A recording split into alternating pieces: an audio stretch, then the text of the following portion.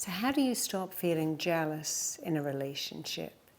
See, when you can't get a grip on jealousy, it can cause you to sabotage and act out and even destroy the relationship you so want to be in.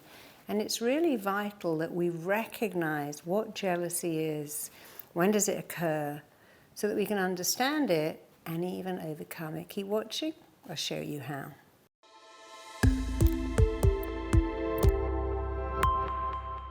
So what is jealousy? And when does it rear its ugly head? Well, jealousy is a feeling that appears when you feel your relationship is threatened by someone, threatened by something, and of course then it becomes threatened by your very own actions. So here's some examples of what makes us feel jealous.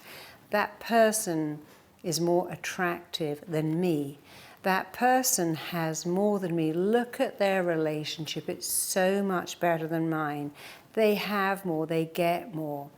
Why are you looking at that person? What have they got that I haven't? And of course this is going on in a romantic relationship, but it can happen in every relationship. My mum prefers my brother.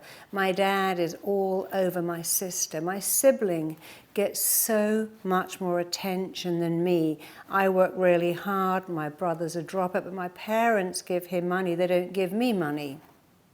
I was someone who got so upset because her sister had 2 children. She had none. Her parents got joy from those grandchildren and divided their inheritance into 4. And she's like, no, that's not right. I should have half. My sister didn't have half. They spent so much money on legal fees. In the end, there was nothing left. She was jealous of her sister's children and jealous that her parents treat them the same as her. And I understood that, but in the end, it just didn't help anyone. We can be jealous because our boss treats someone better than us. Oh, that person's such an eager beaver. They're sucking up. We can be jealous because our teacher seems to have a pet and it's not us. So what is envy? Envy is kind of different to jealousy. Envy is actually a slightly better emotion. It's when other people have what you don't have. They're more successful than you. They get better feedback. They have more followers on social media than you. And what causes both jealousy and envy is because you are unconsciously comparing yourself with another person and concluding that somehow they're better than you in one way or indeed in many, many ways. How do you overcome it? Well, first you have to acknowledge it. I feel kind of jealous. I'm having these envious feelings. It's irrational, really envious about my sister, my friend. I'm envious. So when you can acknowledge it and go, yeah, I do feel that, you're halfway there. It's what I call AAA, triple A. You must be aware of what you're feeling. And then you must accept it, and then you must acknowledge it. And you know, it happens to me only on Monday. On Monday, my book came out. I was super excited. It's called Tell Yourself a Better Lie. I started to look at the sales. I started to look at the reviews. There are not many yet. It's a brand new book. And then someone else's book popped up. I went, wow, they've got so many more reviews than me. And I thought, yeah, I feel kind of jealous. But then I thought, you know what? I feel it, but honestly, they deserve it. They've written a good book. They're much more well-known than me. They got more reviews, more sales, but it's okay. My book's going to get lots of reviews and lots of sales. It's going to help so many people. Being jealous of another writer who's bigger and more successful than me isn't going to help anything. But I didn't go, well, that's terrible. I'm a terrible person. I just went, yeah.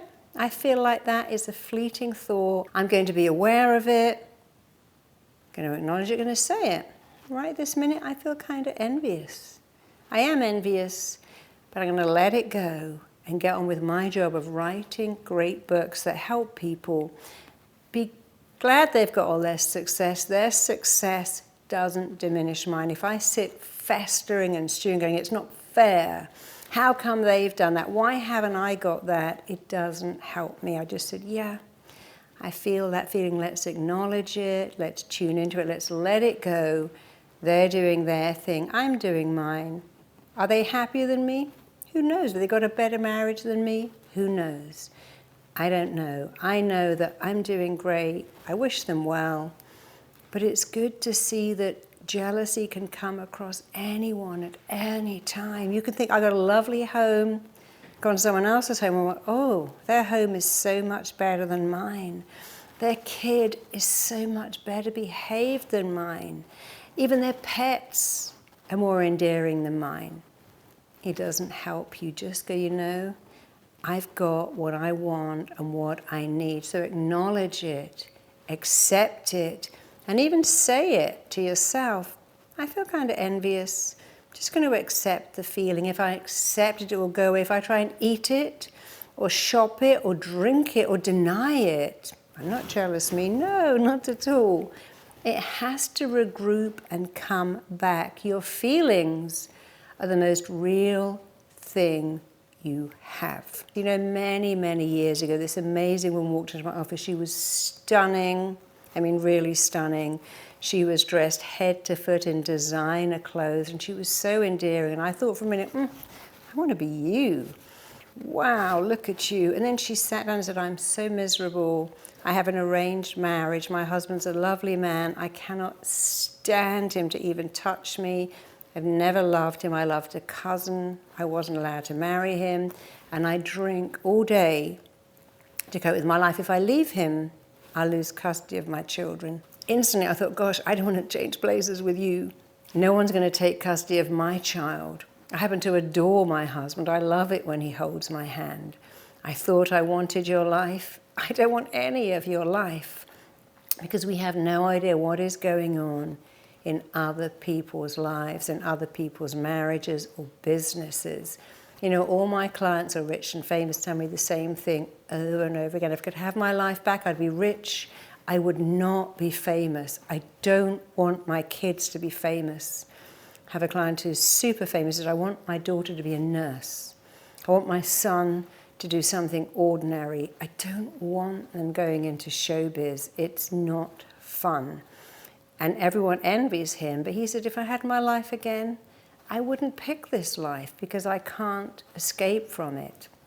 So find out the price of being jealous, the price of being envious. Many years ago, one of my clients asked me to go and work with her. I took a train to where she lived. Her driver picked me up. He began to drive me to her house. I came across a house. It literally had the paparazzi all around every wall. It had people on 3 ladders peering into her garden, filming it. And when I went in, I went, how can you live like this? This is like living in a goldfish bowl.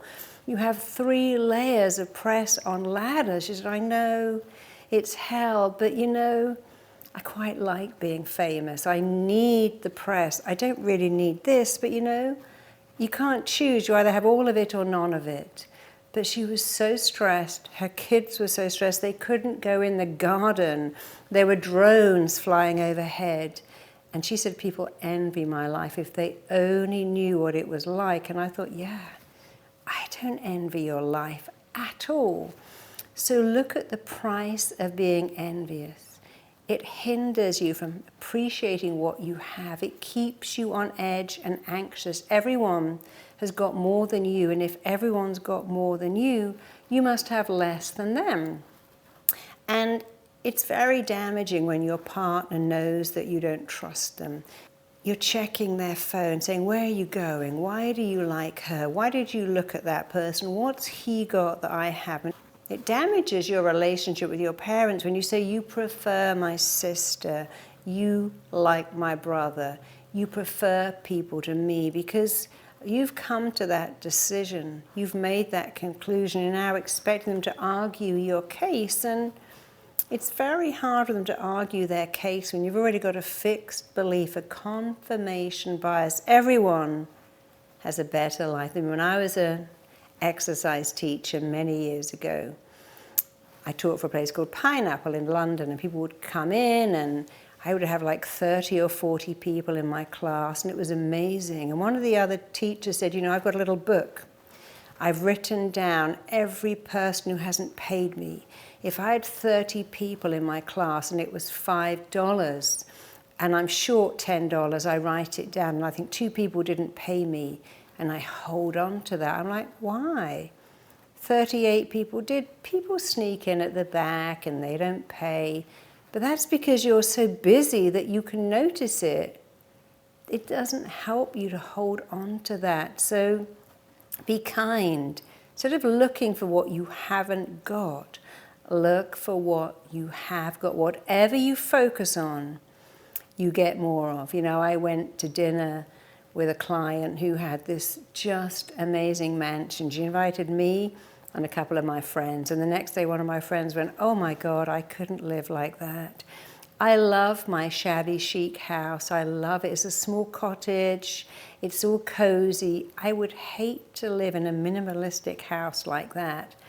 And I thought, yeah, isn't that funny? Being in this amazing house made her think, oh no, I like my cottage. And another client with an even bigger, more amazing house, I was talking to her little girl, and she said, I don't like living here because I can't find my mummy. In my other house, I could find my mummy. In this house, when I call mummy, she doesn't hear me. And these parents put a panic room in her bedroom. They were so famous, so wealthy. And they explained to her, if anyone ever comes in, you've got to run in that panic room and shut the door and be safe. And this poor little kid had so many problems that originated from having this tremendous wealth. And then her friends got very jealous. She'd find that at school, her friend's dad was the gardener. Her other friend's mum was the cleaner. People wanted to be her friend because her dad was a famous actor. And they wanted to come to her house just to get to know him. And she said it was horrible. She said, I liked it when Daddy wasn't famous. I want to go back to how it was before. So think about that before you imagine the lives of the rich and famous and believe that it's all wonderful. It often really isn't. So identify the source of your jealousy or envy, and then boost your self-esteem by saying, but I have everything I need. Do I need a bigger house? Do I need a better kitchen? Do I need a better wardrobe? Will that really make me happy? No, it really won't. Let go of believing that everyone's life is better than yours. Because while you're believing their life is better than yours, believe you me, they are believing that your life is better than theirs. And I learned that when I worked with a supermodel who said, I wish I could be ordinary like you. You know, people are so jealous of me. Women are horrible to me. Every boyfriend puts me down and says things like, you're not all that. You're not very smart. You got really big feet. One supermodel said, I've got this downy hair on my butt that's ruining my life. You see, she believed that if she was ordinary like me, she would be happier. And you know what? That might have been true. But while you are envying someone, they are envying you. It's amazing how many of my clients tell me the stress of having multiple homes, multiple nannies, multiple staff is overwhelming. And they often long for a simple life, a quiet life. A simple life is much better. So let go of what you think is stressing you. Your envy and your jealousy come from a belief. Let's narrow that right down. And here's the belief. Everyone else has got a better life than me. People have what I want. They've got it easily. They're better than me. If they are better than me, I must be less than them. And that is not true. You're enough. You're worthy. You're lovable. You deserve everything, including happiness. And happiness doesn't come from what you've got. It comes from how you feel. And you only have to rediscover that. And so to overcome jealousy and envy and learn to realize that you are enough and you always will be, just go ahead and click the link below. Check out my next video here. Anyone notice that as that day comes around, they're sick? Because here's how the mind works. You say, oh my God, I volunteered to chair that meeting. I must have been out of my mind. I'd die if I've got to go on stage. I don't want to do that. And your brain's like, leave that with me. Now next Wednesday.